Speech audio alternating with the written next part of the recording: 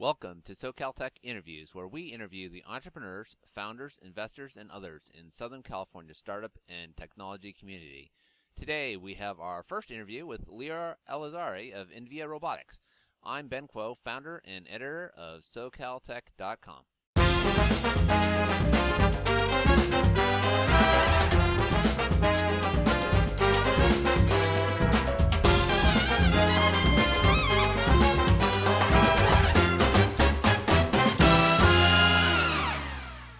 Great. So, I guess let's start for the folks who've never heard of inVia Robotics. Talk about what you guys do.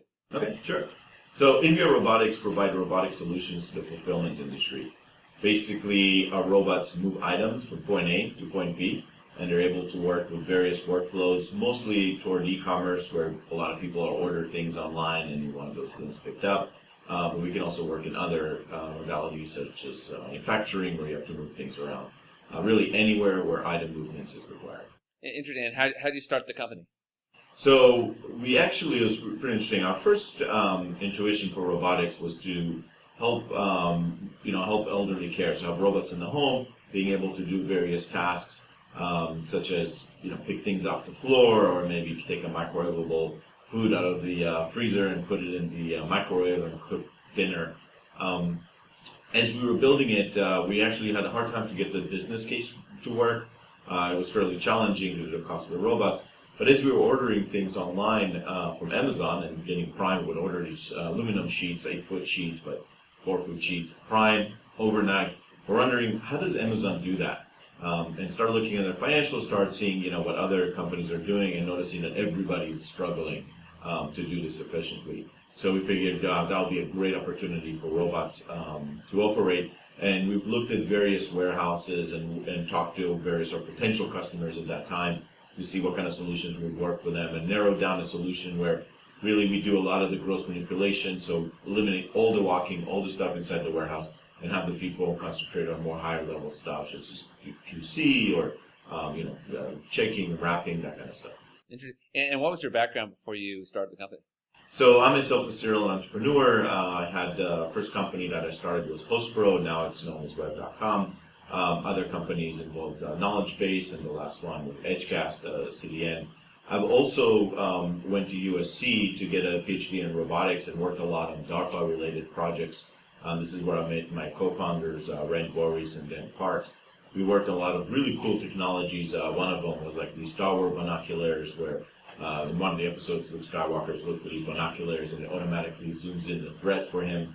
So we actually worked on that project, went out to Yuma Proving Ground, actually tested that. We sniped for ghillies who's coming at us. It was a really cool thing. We worked a lot on autonomous drones, trying to understand what's happening on the scenes below them, recognize people, convoys. Worked on the DARPA Robotic Challenge, if you're familiar with that, as well as a lot of the autonomous driving cars. So we really knew what works and what doesn't work in robotics, and knew how to apply that toward our endeavor. Interesting. And where's the company now? What are you guys shipping robots, and what are they in use? Yeah, so we have over 300 robots deployed now in the field and are working. We expect to get to 1,000 by the end of this year. We're actually fully booked for this year with all the warehouses.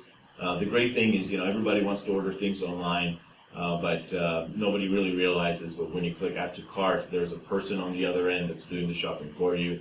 Now, we're sort of giving this solution to a lot of our customers to be able to support that growth, support those, requirements that people don't want to go and do the shopping themselves, and they don't know how to do it. So our robots basically do that, and we just provide the full solution. Interesting. And talk a little bit about the funding. I guess you guys are venture-backed? Yeah, so we're venture-backed. Seed was more, friends and family. Then Series A was led by Upfront, and the latest one was P72 Ventures. Interesting. What was the hardest part of getting the venture funding for you? So far, compared to the other companies, it's been easier.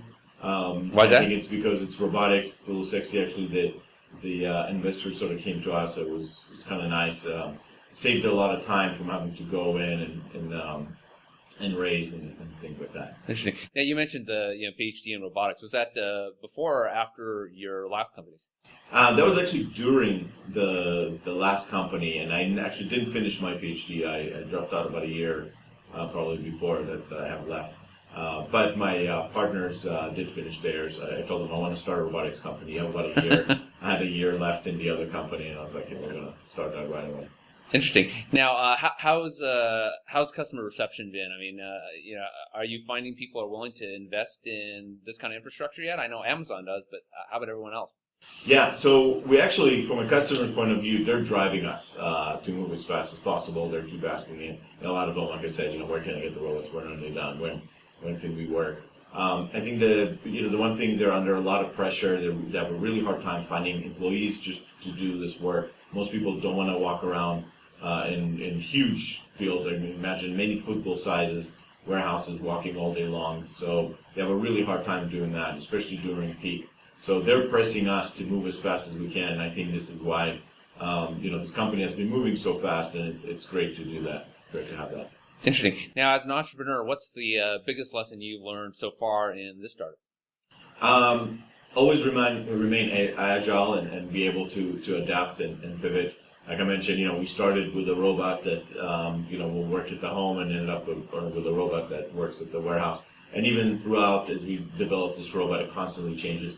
So you constantly have to tune. You constantly, in some sense, you kind of want to do control failures, right? Where you're testing a lot of stuff as quickly as possible, fail quickly so you can adapt, change, and get to the path to success. Great. And the last question is, what's next for you guys? What are you doing, and what should we be watching from you? So right now we're super busy with just trying to deploy the robots.